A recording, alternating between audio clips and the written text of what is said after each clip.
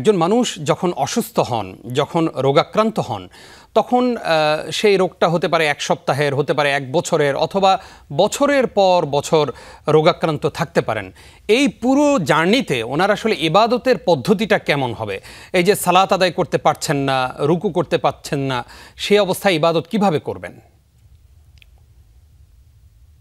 জি, আসলে অসুস্থতা আল্লাহর পক্ষ থেকে দেওয়া একটি বিষয়।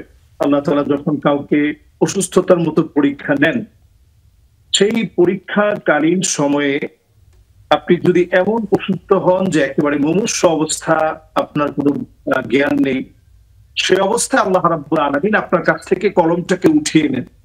হাদিসের মধ্যে আসবে রুফিআল কালাম আনিস সালাসা, তিনজনের কাছ থেকে আল্লাহ তাআলা কলম উঠিয়ে নেন। এর মধ্যে প্রথম জন হচ্ছে ওই ব্যক্তি আনিল মাজনুনি হাত্তা ইয়াকিল, যে লোকটা পাগল হয়ে গিয়েছে, একেবারে মস্তিষ্ক বিভ্রাট ঘটেছে, তার কাছ থেকে আল্লাহ তাআলা কলমটাকে উঠিয়ে নেন।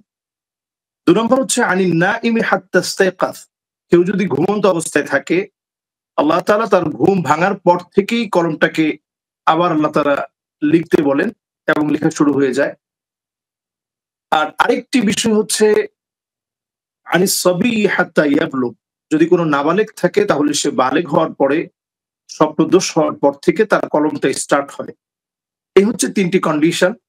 এই কন্ডিশন ৩টা সামনে রেখে আমরা যদি চিন্তা করি, যদি কোনো ব্যক্তি অসুস্থ হয়, আল্লাহ তাআলা তার কলমটাকে বন্ধ রাখেন যদি মুমূর্ষু অবস্থায় থাকে। আর যদি তার চেতন থাকে, অবচেতন অবস্থা থেকে আবার চেতনা ফিরে আসে, তাহলে ওই হালতে আপনাকে সালাত আদায় করতে হবে। যেভাবে আপনি পারেন সেভাবে পড়বেন। আর যদি আপনি তখন এটা পড়তে পারেননি, তাহলে পরে কিন্তু এটাকে কাজা করতে হবে।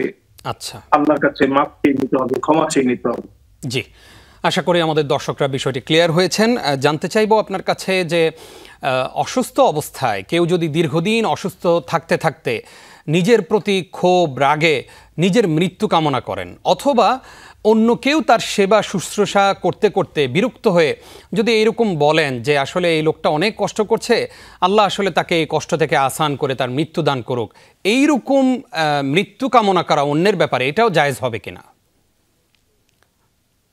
না, আসলে মৃত্যু কামনা করার সুযোগ কিন্তু নেই। হায়াত এবং মউত দুটোই আল্লাহর হাতে। এবং হায়াতটা যেমন আপনার জন্য আল্লাহর পক্ষ থেকে দেওয়া একটা নেয়ামত, আবার যখন আপনি আল্লাহ রাব্বুল আলামিনের মুলাকাত গ্রহণ করবেন, মানে মৃত্যুবরণের মধ্য দিয়ে আল্লাহর সান্নিধ্য অর্জনের চেষ্টা করা, এটাও মুমিন জীবনের চরম পাওয়া। একজন মুমিন আল্লাহর সান্নিধ্য লাভ করতে চায়, তাই বলে আপনি মৃত্যু কামনা করতে পারবেন না। যদি বিপদে পড়ে গেলেন, আপনি বলবেন যে আল্লাহ আপনি আমারে মৃত্যু দেন, আল্লাহ আমারে মৃত্যু দেন, এরকম বলার সুযোগ ইসলামে নেই। নবীজি সাল্লাল্লাহু আলাইহি সাল্লাম এক্ষেত্রে আমাদেরকে দোয়া শিখিয়েছেন, আল্লাহুম্মা আহিনি ইন কানাতিল হায়াতু খায়রান লি, আল্লাহ যদি আমার জন্য এই জীবনটা কল্যাণকর হয়, তাহলে আল্লাহ আপনি আমাকে জীবন দান করেন। আর ইন কানাতিল মাউত, যদি আমার জন্য মৃত্যুটা খায়রান লি, যদি আমার জন্য কল্যাণকর হয়, তাহলে আল্লাহ আপনি আমাকে মৃত্যু দান করেন। এই দোয়াটি রাসূল করিম সাল্লাল্লাহু আলাইহি ওয়াসাল্লাম শিখিয়েছেন, আল্লাহুম্মা আহিনি ইন কানাতিল হায়াতু খায়রান লি ওয়া ইন কানাতিল মাউতু খায়রান লি ফাতাওয়াফিনি, আল্লাহ যদি মৃত্যু কল্যাণকর হয় তাহলে আল্লাহ আপনি মৃত্যু দান করেন, আর যদি আমার জন্য হায়াত কল্যাণকর হয়, হায়াত দান করেন। এটা আমরা যারা অসুস্থ আছে তাদের জন্য যেমন দোয়া করব, নিজেরা নিজেদের জন্য আমরা সেম দোয়াটুকুন করব যে আল্লাহ যদি হায়াতটা কল্যাণকর হয় হায়াত দেন, আর যদি মৃত্যু কল্যাণকর হয় আল্লাহ আমাকে মৃত্যু দান করেন। এর বাহিরে গিয়ে আমরা যদি মৃত্যু কামনা করতে থাকি, এই প্রবণতা আমাদেরকে আত্মহত্যার দিকে নিয়ে যাবে।